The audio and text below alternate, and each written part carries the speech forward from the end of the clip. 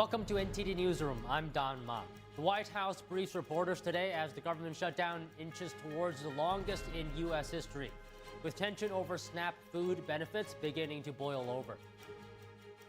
GOP gubernatorial candidate Jack Ciattarelli telling NTD how he feels on election eve, what he promises if he's elected, and what his supporters tell NTD they want from their governor.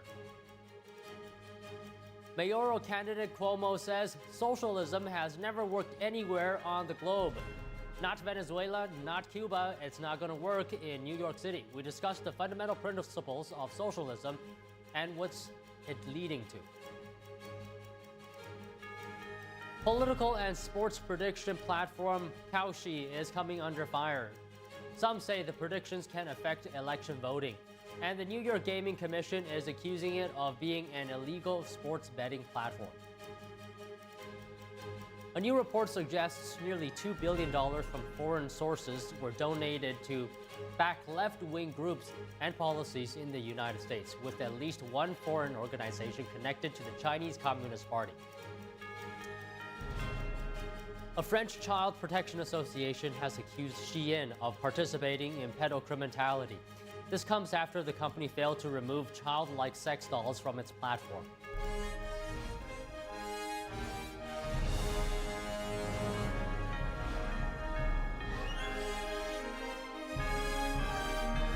This is NTD Newsroom, live from our global headquarters in New York City. Good afternoon, and thank you for joining us today. As a 35-day stalemate continues in Congress, the food assistance program SNAP has become a contentious point in the government shutdown. Press Secretary Caroline Leavitt shared updates today during a White House briefing. The administration is fully complying with the court order. I just spoke to the president about it. The recipients of these SNAP benefits need to understand it's going to take some time to receive this money because the Democrats have forced the administration into a very untenable position. We are digging into a contingency fund that is supposed to be for emergencies, catastrophes, for war. And the president does not want to have to tap into this fund in the future, and that's what he was referring to in his Truth Social post. So the Department of Agriculture, as for the latest SNAP payment in the judge's order, put out guidance to states today on how to get that money to the recipients of SNAP. But it's going to take some time. The best way to get the full amount of SNAP benefits to those beneficiaries is for Democrats to reopen the government. So to Yesterday, the Trump administration said it will pay out partial SNAP food assistance benefits for November after rulings from two federal judges. But on Truth Social this morning, the president said SNAP benefits will only be given when Democrats open up the government and not before. For the 14th time, the Senate failed to advance a House-passed continuing resolution to reopen the government. Now, at 35 days, this government shutdown is tied for the longest in U.S. history. The briefing comes at the same time millions of voters are headed to the polls in several key elections in New York, New Jersey, Virginia, and California. The White House is working on an executive order to strengthen our elections in this country and to ensure that there cannot be blatant fraud, as we've seen in California with their universal mail-in voting system. It's absolutely true that there's fraud in California's elections. It's just a fact. It is just a fact. They have a universal mail-in voting system, which we know is ripe for fraud. And if you want to deny... Multiple bomb threats were made today against polling sites across New Jersey, forcing some polling areas to stop temporarily. New Jersey Attorney General Matthew Platkin said that bomb threats were emailed to polling areas in Bergen, Essex, Mercer, Middlesex, Monmouth, Ocean, and Passaic counties. Platkin urged residents to call 911 if they see any suspicious activity. New Jersey's Lieutenant Governor said there were no more credible threats at this time. Attorney General Pam Bondi said the Justice Department was investigating. Both of New Jersey's gubernatorial candidates condemned the bomb threats.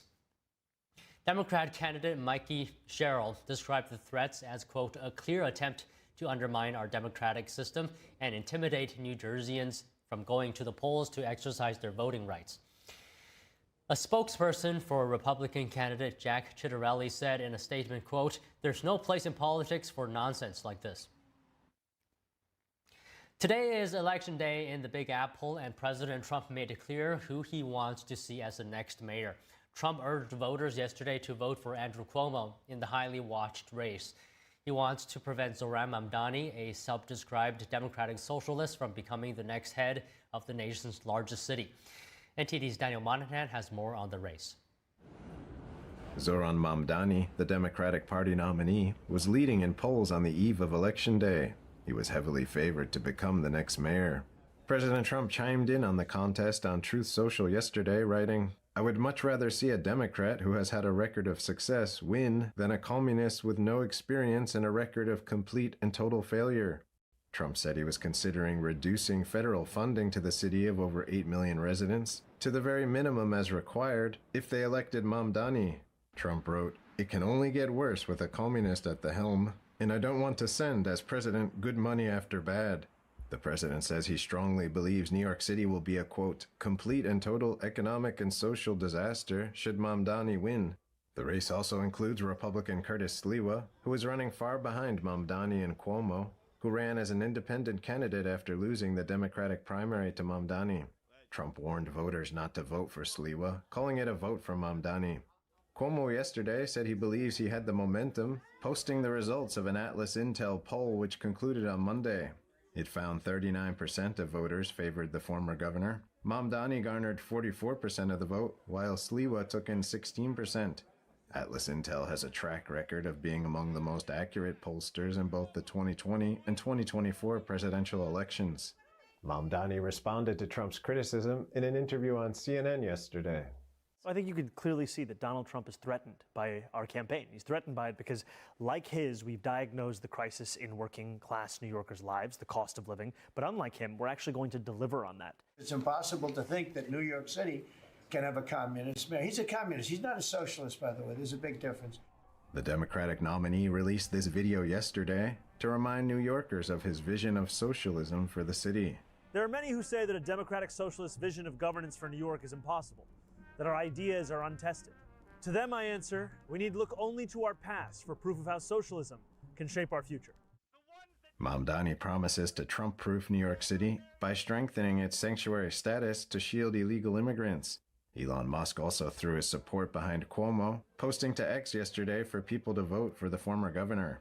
President Trump is also making a last-minute push in New Jersey and Virginia ahead of today's governor's races, holding tele-rallies. Trump wrote on Truth Social, "Why would anyone vote for New Jersey and Virginia gubernatorial candidates Mikey Sherrill and Abigail Spanberger when they want transgender for everybody, men playing in women's sports, high crime, and the most expensive energy prices almost anywhere in the world?"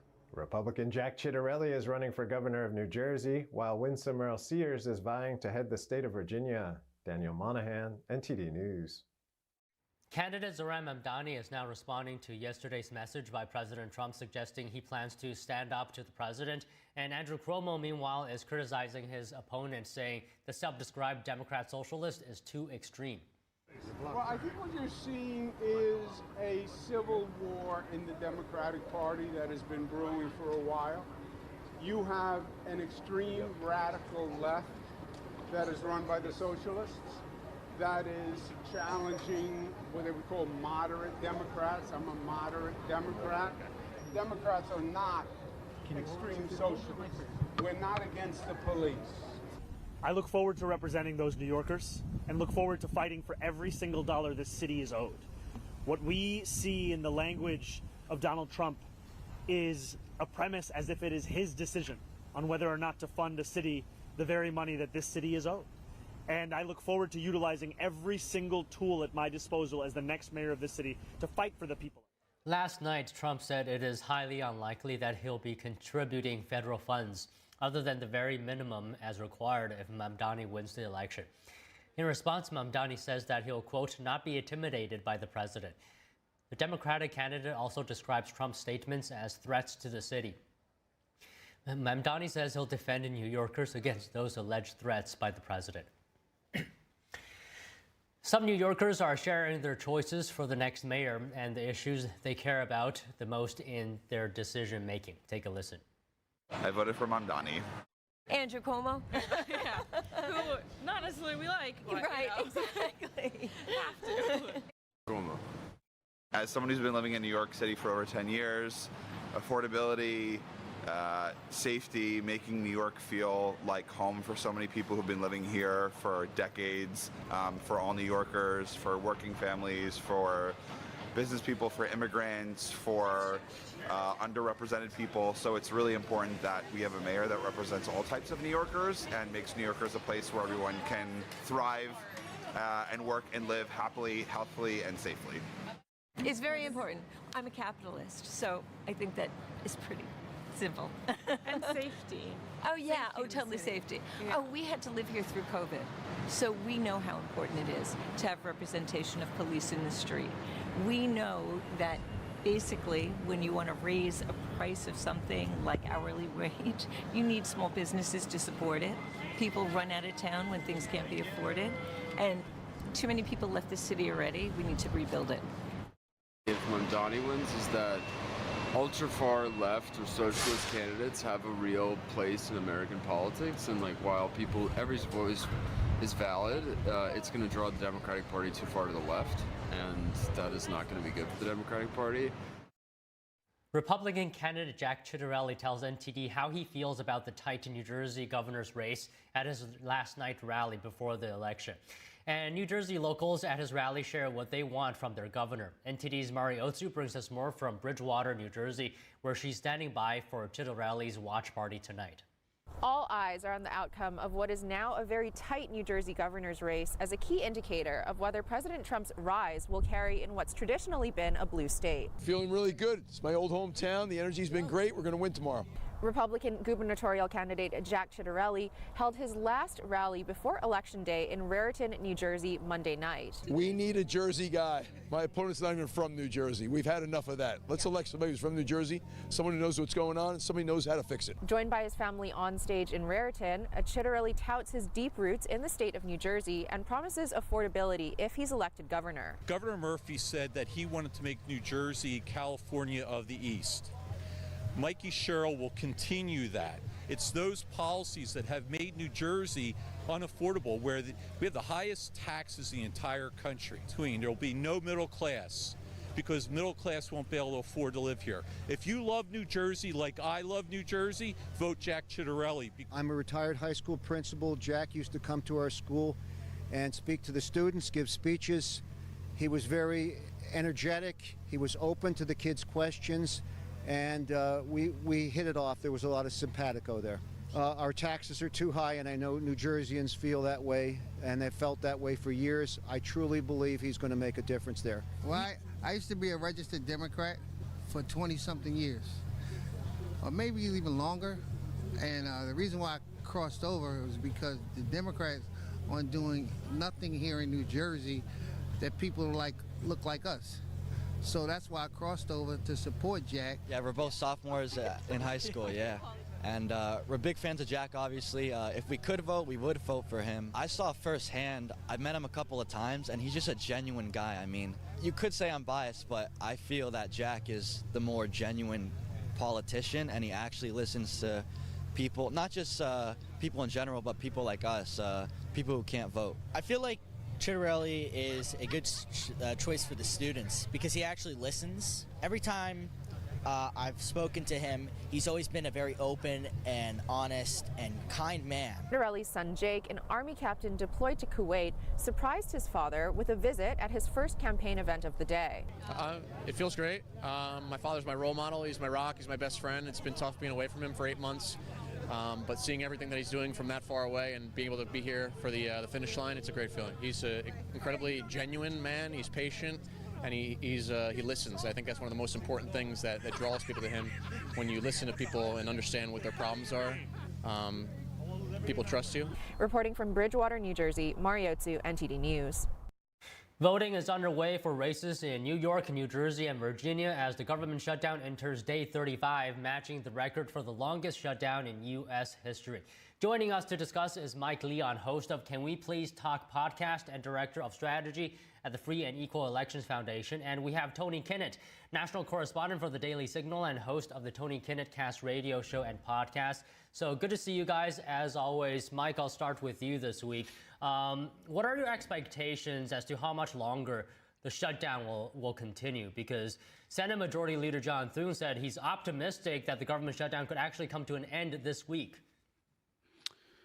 Well, first off, good to see you guys on this Tuesday. Everyone go exercise your civic duty if you live in those states, especially in California, too, with the Prop 50 on the ballot.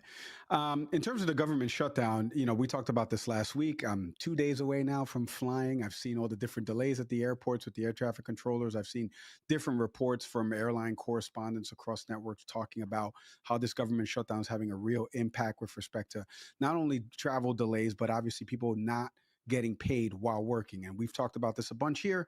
I don't know anybody that wants to work for free for 35 days, as you just mentioned, Don, right, which ties the longest in our history. So do I see anything coming to fruition here over these next few days? As I mentioned last time, I don't see any incentive for either side right now to come to this table. I do see incentives for them to keep running the cameras and keep going on every show possible and talking about what the other side needs to do, but they're not talking to each other. Marjorie Taylor Greene went on The View today. John Fetterman was on Sean Hannity's show last night. They definitely know where the studios are for some of these places. I wish they knew where the Capitol building was so they can actually get together and work on this and get a resolution so we can start paying employees and start getting things back into motion. Because remember, once the government shutdown is over, Don and Tony, things don't just go right back and snap back into place. Now we have to undo the last 35 plus days of the damage that has been caused by all of this, and the people that have been furloughed from all of this have to come return back to work. So there's a lot that needs to uncoil from all of this. So I would like for them to stop running to every camera available and actually start talking to each other. So Tony, maybe you're a bit more optimistic about how long this shutdown will continue? I think that for sure, and of course, good afternoon to you both as usual. I think that there actually is going to be a lot that hinges on this particular election as to whether or not one side caves, and caves soon. And by the way, some of my estimates for that come in things that I've made as kind of predictions over the last couple of weeks, that you're going to see some of the more moderate, some of the more purple state Democrat senators eventually flake away. Originally, the Hill speculated this includes John Ossoff of Georgia, Gary Peters of Michigan, Elisa Slotkin of Michigan. I don't know if I agree with that one. Maggie Hassan, New Hampshire, Peter Welch of Vermont, Tammy Baldwin of Wisconsin, which I think was a very good prediction. Well, last night, according to Politico's reporter Jordan Carney from their congressional reporting team, said that they saw a lot of those individuals in the Capitol Hill basement. So, maybe to your wish, Mike, I'd say that we actually are seeing some individuals meet together and say, hey, look, this looks really bad for Michigan Democrats. This looks really bad for Georgia Democrats. John Ossoff, the poor man, is sweating more every time I see him on camera. That's not a joke. That's not me teasing. I mean, there's a lot of nerve that goes behind this. I think Lisa Murkowski has reached out to moderates as well. But it's whether or not the elections, I think, maybe in New Jersey, go to Republican or Democrat, whether it goes to Jack or Mickey, that we'll see one side start to make either caving motions or, God forbid, Trump gets his wish on the filibuster. So, Mike, as you know, Vice President J.D. Vance has said that Democrats are holding the government hostage, right? You've heard that. And you can't reward that behavior. Those are his comments. And as you know, millions of people are being impacted due to this shutdown. Why should this be used as leverage for political negotiations? Well, why? I mean, they use it. You just said what he said, and that's exactly what they're doing. Everyone does it to a certain extent. And the analogy I like to use is the seesaw analogy, right? Like one side's up, one side's down. Or a better analogy, right? You hurt your knee or you break your entire leg and it shatters in half. Like both are bad, right? You scratched your knee up pretty good, but the other one, the knee is gone completely. And that's what we have right here, unfortunately, with these two parties right now going back and forth. Republicans, and Tony and I have debated this a bunch, Republicans control the government. They control all three levers of the government right now. It is true what Tony's going to say about the continuing resolutions, and there's been clean CRs that have not been passed. Unfortunately, though, that only punts the football to January, no pun intended, where we'd have NFL playoffs, and then we'd have me and Tony on Tuesday talking about when is the government going to actually work on this, funding the government through the entirety of 26 fiscal budget and beyond. And then we're going to have more of the politics being played, Don, to Tony's point, because the midterm elections are in 26. So there is a wide range of things that are happening here. Both parties, Democrats control a minority vote that is essential to get to 60. But Republicans can circumvent all of that by doing the nuclear option, to what Tony said, and actually reopening the government. Neither wants to do neither, because it does help them gain, like you said, political movement with their voters. Democratic voters know, hey, we don't control any of the numbers. Republicans control everything. Remember the mandate? They kept telling us a mandate, a mandate. Republicans can do the exact same thing. Hey, 53 plus 7 is 60. We're missing 7. They are the 7. So they keep doing it. Why do they keep doing it? Well, that's why we all have jobs, because we get to talk about this and we get to talk about the political football that goes back and forth. Okay, so Tony, your comments, and then I want to move the conversation on to the elections in New York City. So, I mean, Mike, I think this is one of the ways that we also agree on this particular economics of politics conversation here. The Trump administration economically is simply Bill Clinton, but more socially conservative and protectionist. Both parties right now are essentially on the line of Republicans want to spend a ton of money on defense. They want to spend a ton of money on particular subsidization programs. And then the Democrats want to spend a ton of money on completely different programs. And that's not long-term feasible. Of course, we're reaching, I mean, again, looking at the SNAP benefit change and who's been eligible and on SNAP benefits since the Obama administration.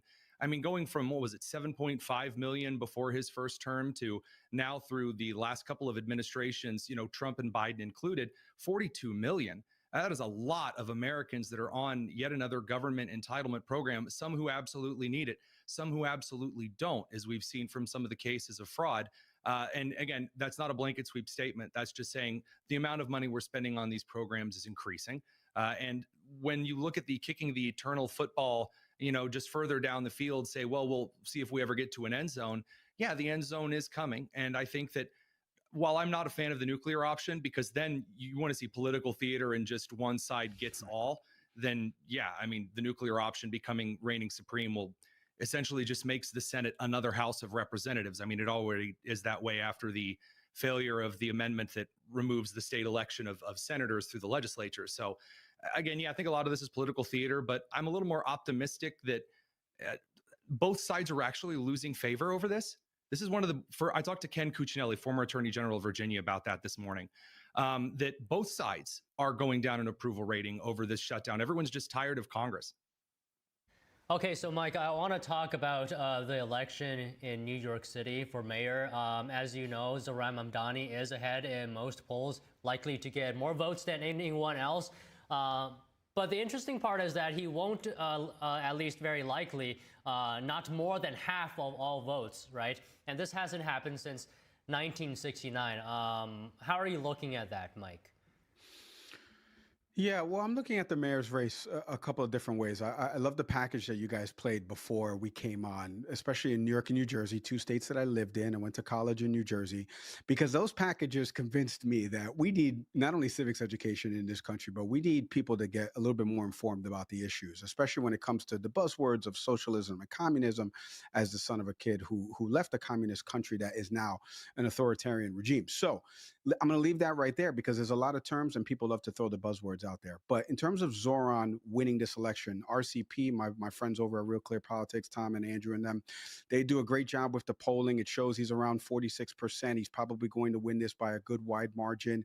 And then I think from there, what we're going to see over the next couple of months of Zohran Mamdani being the mayor will be over scrutinized. You want to talk about political theater. Every single decision or any type of granular decision that's made, especially when it comes to New York City, arguably one of the biggest cities in the world, is going to get over magnified, especially if, to Tony's point, tonight goes the way of all of the Democrats, meaning they win the Virginia governor's race, meaning they win the New Jersey governor's race with Mikey Sherrill, and they win the New York City mayor's race with Zohran Mamdani. Everything now is going to be, is Zohran the future of the party? We saw conversations like this when Eric Adams was winning in the primary against Andrew Yang, and then all of a sudden now you can't find Eric Adams on a Democrat milk carton. He wouldn't be on one. He's missing. So, and I think that's the problem now with Zohran when it comes to this election. What I want people to understand out there, first off, Nobody's fleeing New York City. And if you do flee New York City like I did, it's because you can't afford to live in New York City. It's because the apartment I lived in that was $3,300 a month is now $5,700 a month. And my salary has not gone up, Don. If anything, it's stayed flat. That's the reason why people are leaving New York City. It's not because he wants to defund the police. No, he wants to keep them at the $33,750 that they have allocated. He just wants to add more community enforcement and mental health service providers. So that way, like we have recently with the NFL running back Doug Martin, that had a mental health breakdown. Police were called to the situation. There was no mental health officers that were called, and he lost his life after dealing with police in that encounter. That happened in California.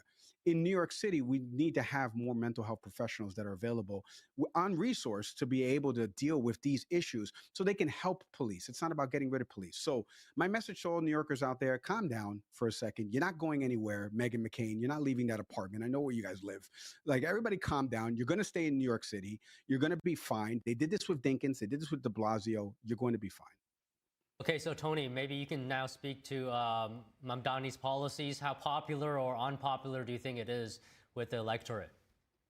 So I'm hearing a little bit of have your cake and eat it tooism, and I've seen this from a lot of the Democrat strategists who are nowhere as deep thinking about issues or as honest about issues as Mike is. And Mike is the cream of the crop when it comes to actually thinking through things to the other side. And he has said a lot of those things before, and I'm not just trying to fluff him up here.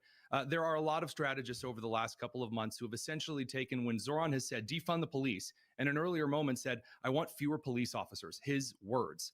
And then after he was pushed and shoved and prodded by, PR agencies and CARE, which funded a large portion of his campaign, we're now finding out due to comments by Linda Sarsour.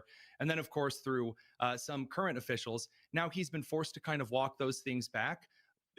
You can't really have both ways here in his particular campaign, where he's run a very aggressively progressive campaign that has been radical in a lot of its racialism, that has been radical in his proposals to allot funding by racial measures, to allot services by racial measures. And then he hasn't really gone back on a lot of those things. There is some damage that he can do as the mayor of New York City.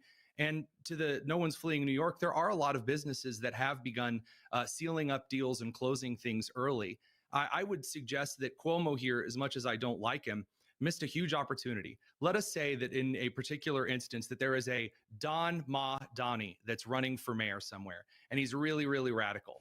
Then I, as the Republican candidate in this instance, and Mike as the Democrat candidate, a coalition ticket of moderates who wants to see things paused while we get some of the craziness of the temperature turned down, is an effective ticket that I think a lot of New Yorkers wanted. And unfortunately, Curtis Sliwa and Andrew Cuomo's egos were far too big, and it's likely to divide the ticket and cost a lot of New Yorkers an election result that they didn't want, like you said, Don, since back in '69. Okay, Mike, you probably have a response, right? Can we hear it? No, Tony's the best. He's really good at saying a lot of these things. And not only that, the only thing I will take umbrage with is the connotation around radical. He is right about some of the things that Zoran Mamdani has said that he's had to walk back, right? There are certain things, and especially the campaign donations. His campaign has returned back some foreign donations that they got recently, and they were getting killed by that, by the campaign finance board saying, hey, these are donations that they should have returned months ago. So there's always some truth in all of that. And I do agree about the coalition building. Here's the problem that I have, right? Republicans have never run a serious candidate outside of Giuliani years ago. And Sliwa was able to get up that Republican ticket when you had an opportunity, to Tony's point, given off of what happened in 24, 25 running against an inexperienced democratic socialist. You can still use the buzzwords when you're talking about the socialism, but you can harp on the inexperience part of this and what Republicans can do to change that, versus Andrew Cuomo was a fixture in New York politics and has drawn the ire of the president in 2020. He left with 2 scandals, not only in terms of his decision-making on policies with COVID, but also scandals in terms of sexual harassment. You had a clear opportunity there to actually give a serious third candidate. And look, Curtis Sliwa has been in my life since like 1981, Don. I was born in Long Island Jewish Hospital. I've known about Kurt Sewell for forever. I've known about that stupid beret for forever. And that's the problem. Anybody would tell you, and Donald Trump alluded to this in the Oval Office, that beret gives off a connotation that you are not serious. The guardian angels are not a serious thing. You have never worked in any type of public office. You never even tried to gain some type of office like an assemblyman, like what Zoran did. So when you don't put a serious candidate out there like that, unfortunately, this is what you get. And I think Republicans had that chance, to Tony's point, because of Cuomo, the scandals, inexperienced Democratic socialists. Hey, by the way, I'm a Republican. I believe in capitalism, law and order. Boom, give me somebody serious. And maybe New Yorkers would have had a little bit more of an actual Jack Ciattarelli, for here. instance. Yeah, there you go. All right, Tony. I want to get your opinion on Mamdani's policies, specifically, for example, freeze on rent increases or free childcare and no bus fares. What do you think about those policies? So, well, there's the pragmatic and the real, and then there's in theory. So in theory, those policies, when they're tried, they don't work. They don't. They burnt fun little flats of New York City down in the 70s over insurance issues. You have situations where the free bus fare was tried in places like St. Louis. It failed. It's been tried in other cities in the United States and around the world, and it doesn't do very well at all. There's just a lack of respect when things are just given kind of free off the walk. They don't actually provide the counter incentive that is supposedly given. They've talked about that here in Indianapolis. It really isn't going anywhere. As to the free childcare and the rent freezing, he doesn't have the ability to do that kind of rote in fiat as mayor. And even in the case where he did have such authority on freezing the rent for housing, he doesn't even have the functional ability over 100% of that kind of housing, only 25%. And it would be a board independent of his control that would have to approve the various means and measures to freeze rents in certain cases. And he was also forced on the grocery store, the government, the state-run, city-run grocery store measure, to walk that back today on CNN because he just doesn't have any kind of a meaningful pathway forward. So what does he have left to really anchor support for his base?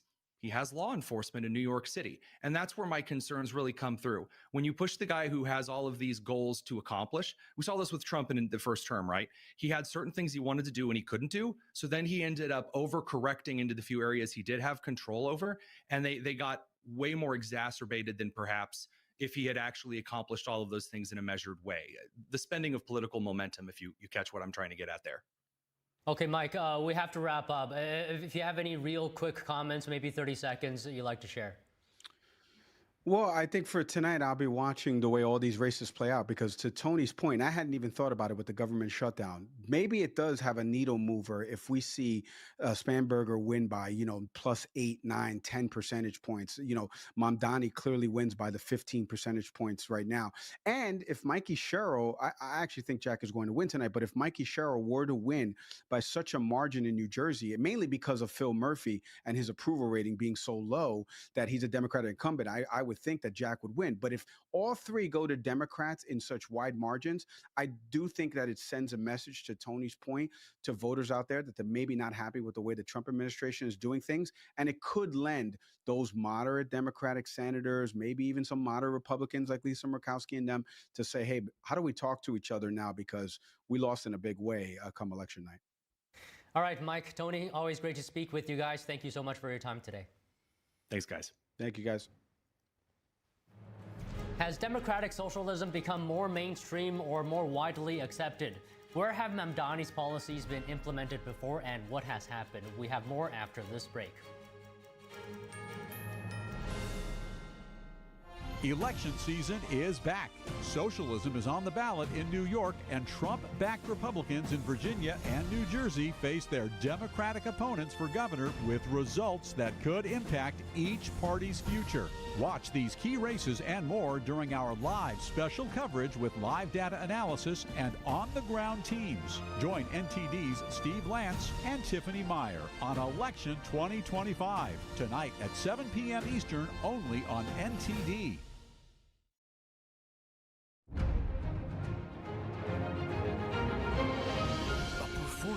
That truly matters for each and every one of us.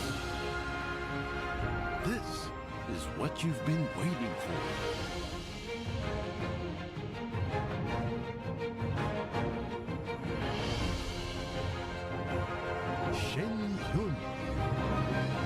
tickets now at shenyun.com. What are toxins? How do they get into our bodies? We are constantly being exposed to toxins in our environment. I've had detox protocol programs in my clinic more than 20 years, helping countless people. MixFix is a custom formulated, full-spectrum organic detox product to achieve better health and overall function. Detoxifying your body 3 to 4 times per year may be the single most important thing you can do. Just scan the QR code and detox your body today. According to ancient Chinese medicine, purslane is considered a medicinal herb and is used to help lower cholesterol, improve vascular functions, and prevent diabetes. Perilla seeds can nourish the lungs and spleen. It is used to treat asthma and improve pulmonary functions.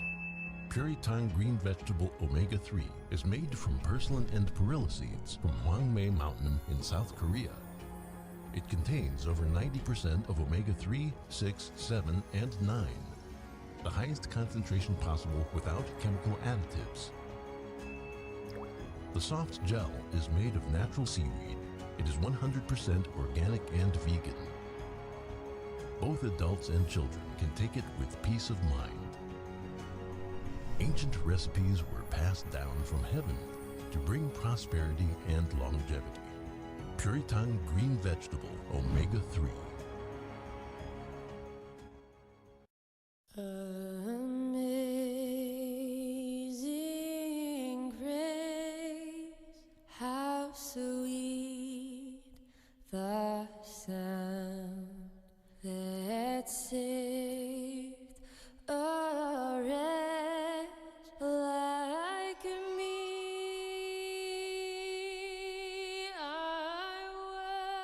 They're just young people, hungry, homeless, and vulnerable.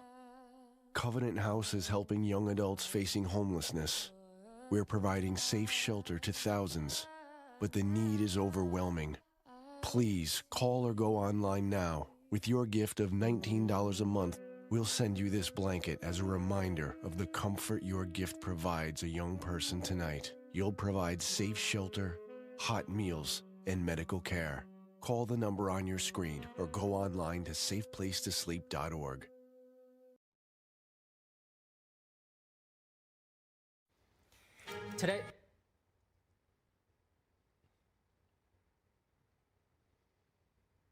Today is election day, and Democratic socialist Zohran Mamdani is in the lead for New York City mayor. Joining us to discuss is Joshua Phillips, senior investigative reporter for the Epoch Times and host of Crossroads on Epoch TV. So, Josh, thank you for joining us today. Always great to see you. Real pleasure. Yeah, so let's talk about socialism, democratic socialism specifically. In your view, how do you feel about whether this has become more popular, more mainstream, or more widely accepted? Well, you know, the Democrats right now are kind of in a difficult position. The Democratic Socialists of America is technically a third party, but they really tried to integrate themselves into the main line of the Democratic Party because they can't win elections. So what they've done over the years, they've infiltrated the Democratic Party, they run under the Democrat ticket, they put their candidates as Democrats, and the Democrats, they haven't really wanted to split their party on behalf of them. The DSA, Democratic Socialists of America elements, though, they represent the more extreme kind of progressive, some might call it, parts of the party. The things representing more outright socialism. The things representing, you know, gender politics, race politics, these are DSA issues. Whereas the old school Democrats used to be more like the big tent. If you go back to, you know, 90s, 2000s, look where the Democrats were, like Trump used to be a Democrat. RFK Jr., maybe he's still a Democrat. Guys like Joe Rogan used to be Democrats. And so you do have kind of this big tent, 80% in the middle, that represents what the Democratic Party used to be. And some argue that the extreme positions of the DSA, they might work in local elections, but it might be a real gamble for Democrats to run with. Okay, so how would you classify Zohran Mamdani's policies? Zohran Mamdani is going for more, I think, legit socialism. But the reality is he can only do it so much under the existing system. If you want to have real socialism, like pure socialism, you need to dominate everything. Which is one of the reasons why socialists often say, well, it wasn't real socialism or it wasn't real communism. Just doing it in New York City, he won't have the ability to fully implement pure socialism. And he's walked back a lot of his statements. He said, for example, that he's not for like defunding the police. People pull up old posts from him. He very often talked about defunding the police. There are some mixed reports over his, government-run, again, I'm going to call them food halls or grocery stores. A lot of media have actually falsely quoted him saying he wants to give free food. Maybe that's part of it because, you could say food stamps are part of that. But what he's talking about are government-run grocery stores that would offer lower prices. The reality is when you do this, it's never sustainable because it messes up the entire free market. What you're likely to have is the lack of the insight into the free market from supply and demand. And you run into the same problems you have in every socialist country, which is the things in demand fly off the shelves, people buy it, people resell it. If he makes it too low of a cost, what's going to happen? You're going to have people, if, for example, it's more expensive in New Jersey, driving into New York, buying it in New York, and reselling it in New Jersey. It's going to upset the entire free market, and you're going to end up with shortages. So can you give us some examples, real-world examples, where his policies are similar to his policies that have been implemented elsewhere, and what has happened? Yeah. So in the United States, there actually have been experiments with, you call them like government-run grocery stores, or sometimes usually they're run by like nonprofits. And what results in it is basically poorly run place. They close down very quickly, typically. You end up with large amounts of theft, especially if they say they're not going to prosecute or go after crime. People just steal it because why not? You can look at California, where they're experimenting with light on crime policies as it related to like storefronts. And what happened? Right? Anything under like $900 is a misdemeanor. What happens? People go in and they steal everything they want because there's no punishment for it. You end up with resellers. This is one of the issues, for example, that New York has dealt with like cigarette taxes.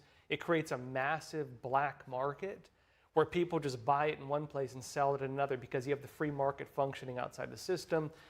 The other thing you have, of course, is just badly run systems where, the issue you have with government-run systems as opposed to privately run, if you want to have something work in the private market, you have to have a few things. You have to have it so that it's sustainable, people want to buy from it. You need to have good service so people want to go there and don't go to your competitors.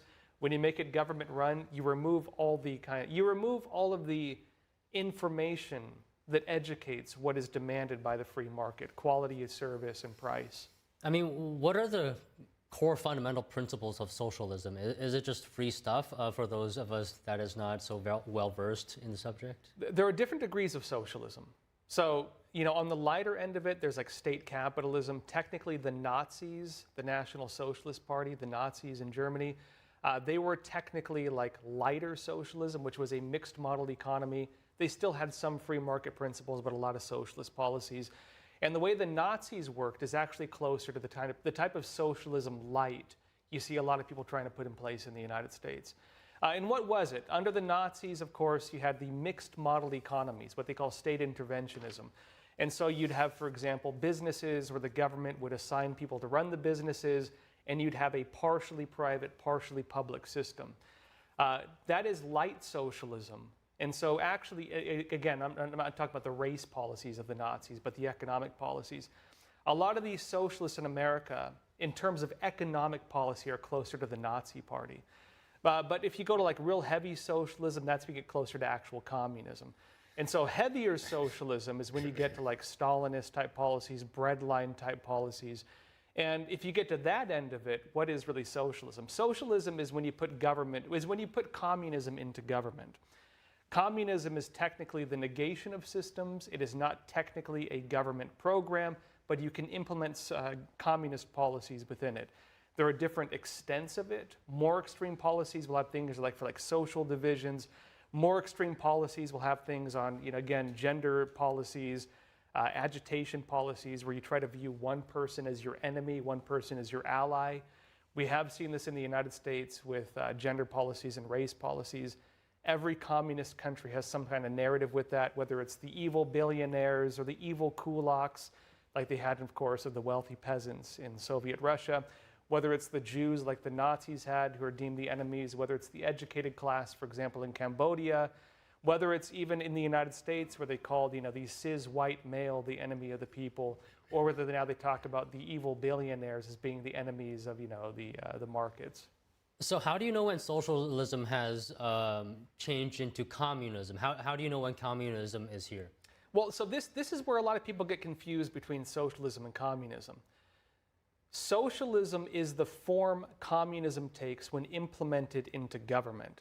But true communism is only achieved with the negation of systems. So in order to achieve quote-unquote real communism, the socialist state would need to basically implode. You would need to basically destroy all the existing institutions to quote-unquote achieve communism. And so communism is not designed to work. It's designed to destroy. When a government becomes communist, they become a socialist government. You could say they're educated or inspired by a communist type, ideology or principle, but it will always be socialism when put into practice.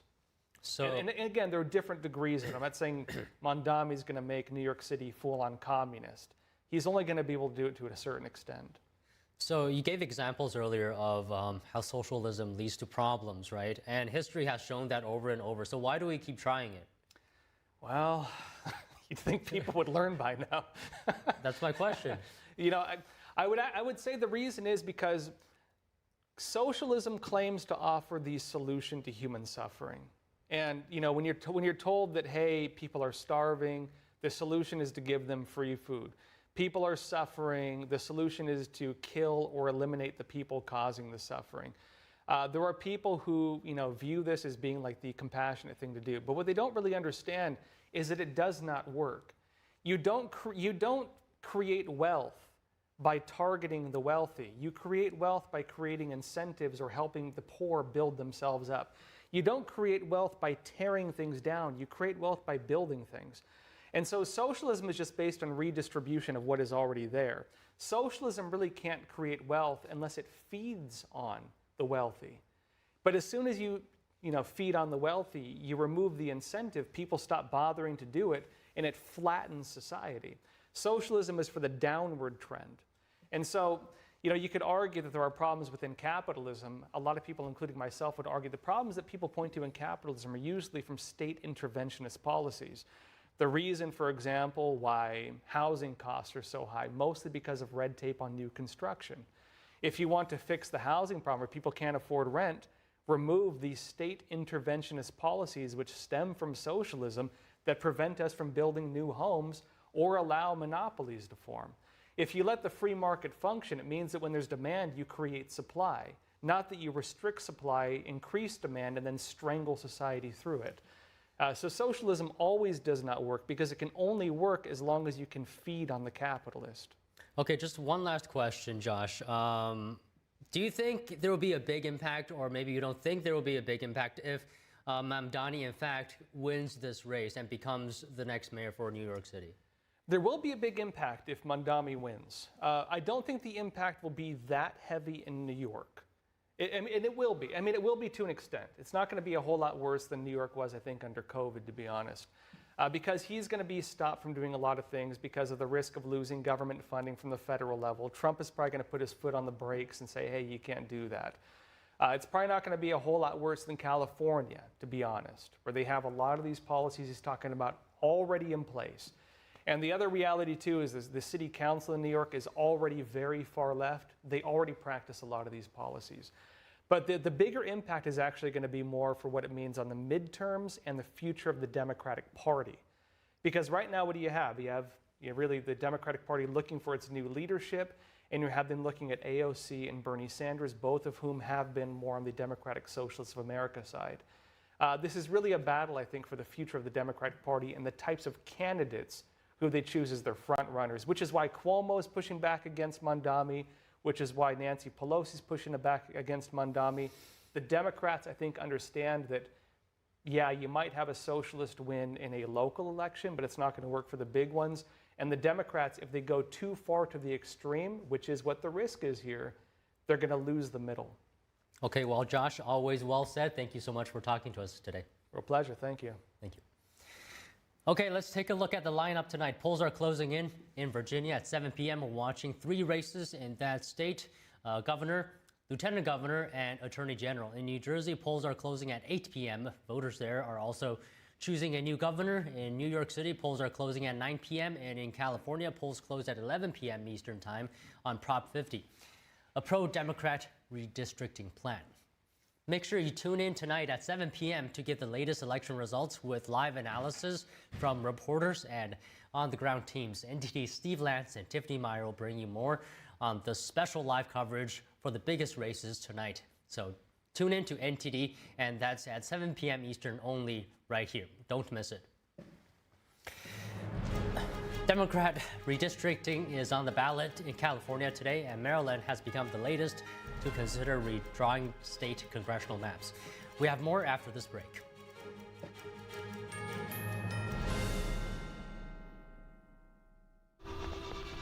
Being a cowboy, I don't know anything different from when I was 3 or 4 years old. I did tough things. I thought everybody needed to do tough things, and if you didn't, I didn't have time for it. I had a very successful career at a very young age, and life was fast. I was preparing physically. I wasn't doing anything mentally on the inside. And then I got hurt. I wanted to be better as a person, and I really dug into mental health. I start my day with 20-minute workouts. I live life 8 seconds at a time. Horses are so therapeutic. They know what you're feeling. When you're nervous, they're nervous. You won't say it back, but we're pals. I take a lot of responsibility in taking care of my kids, my family, and being there for them. You're gonna have tough days. Everybody does. Find a place to stop and just breathe. Love your mind. My name's Stacy, I'm 57, and I was adopted in 2020.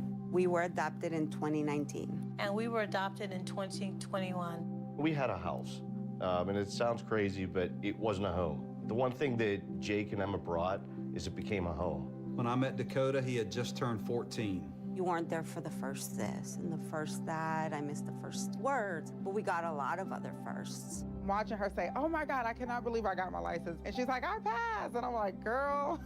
See them grow. It is. They chose to love us. They didn't have to. They chose us. Family. You and you. Kids in the middle. What I thought was a complete life was nowhere near complete, but it is now. Learn about adopting a teen from foster care. You can't imagine the reward. Visit adoptuskids.org. You see certain things get reincarnated in your children. My daughter is very much inspired by my wife's artistic pursuits. So my daughter started making necklaces. She makes what we call affirmation fashion. I tell her every day that your black is beautiful. Your black is beautiful. Your black is beautiful. And if there's anything better than being beautiful, it's being smart. And if there's anything better than being smart, it's being kind. And reaffirming that every day is our method of making sure her chin never drops. My dad wasn't around, and I remember riding a bike and falling off and cutting myself, and me never just wanted to get back on it. People ask, how your children learn how to ride a bike, and you didn't. I didn't teach them. I just created an environment where they taught themselves, and all I had to do was be there.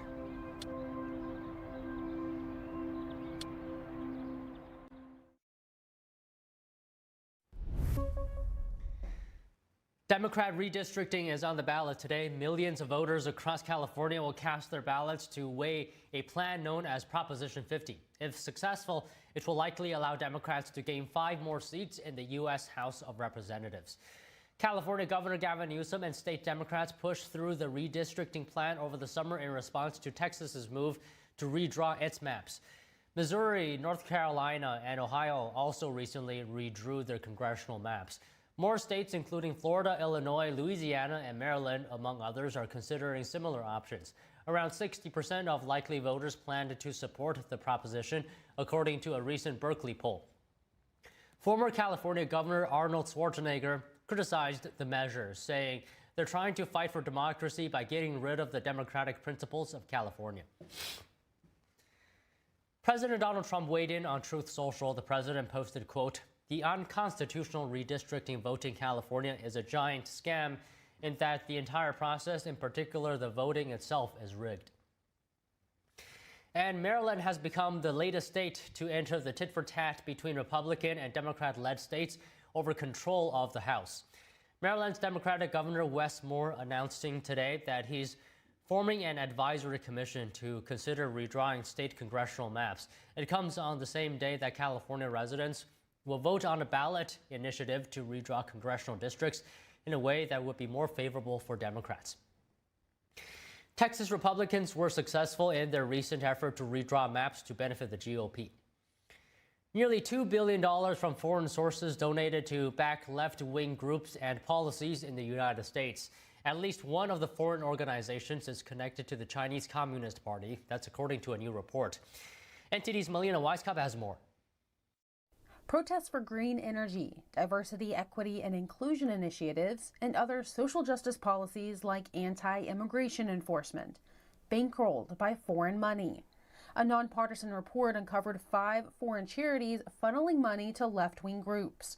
One called the Children's Investment Fund Foundation has ties to the Chinese Communist Party. We were able to trace that over $550 million in foreign money has come from his UK-based charity into US-based organizations. 550. That is a third of the entirety of Kamala Harris's presidential campaign. Right. Another group called the Oak Foundation has contributed at least $8.2 million to a center that funds protests to abolish ICE, the U.S. Immigration and Customs Enforcement. While the United States technically has laws preventing foreign nationals and governments from giving money directly to campaign PACs and candidates, grassroots advocacy on big policy disputes flies under the radar. You cannot win without all these outside groups that are the 501c3s and the 501c4s. You cannot tell me you can win today without C3s and C4s on the outside. Guess what's not regulated by the FEC? Issue advocacy campaigns, voter education, protests. So there's these huge loopholes on the state and federal level. Her group, Americans for Public Trust, is working to get the loopholes closed. Today in Michigan, Sutherland will testify to support a bill to do so. Some states are already working to stop foreign adversaries from purchasing land or contributing to state ballot issue campaigns. Reporting from Washington, D.C., Melina Weisskopf, NTD News. 2 Massachusetts men were taken away in handcuffs this morning in connection with an explosion at Harvard University Medical School. We have more news after this break.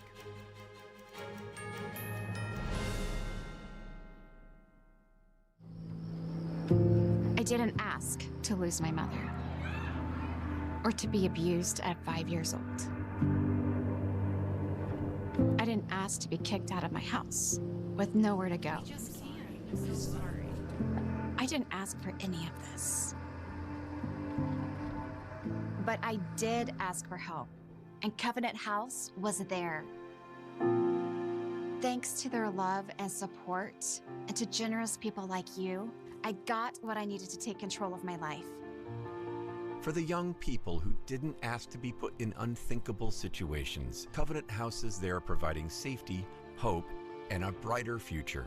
Call or go online now. For a gift of only $19 a month, just 63 cents a day, you can provide hot meals, safe shelter, medical care, and love to more than 2,000 young people who sleep at a Covenant House every night. 1 in 10 young adults will experience homelessness this year. Your gift can help reach them when they need it most. I didn't ask for my parents and my family to disown me. I didn't ask to end up in a homeless shelter. The beauty of it all is that I found Covenant House. The need is overwhelming, but your monthly support will make sure no young person is ever turned away. Call or go online right now to safeplacetosleep.org with your gift of just $19 a month. With your monthly donation, you'll receive this soft, comforting blanket as a reminder of the warmth and safety your gift will provide a young person tonight. Covenant House really helped me and really helped mold me into the woman I am today. If there's no Covenant House, where would I be today? Your monthly gift is urgently needed to reach young people in communities like yours who didn't ask to be put in unthinkable situations. Show them they're loved and not alone. Call the number on your screen or go online to safeplacetosleep.org. We said we'd never give in to a meltdown. Okay. And we'd never babysit with a screen. We said we'd never let the toys take over. Mariella! Never leave the house looking, well, and never let them out of our sight.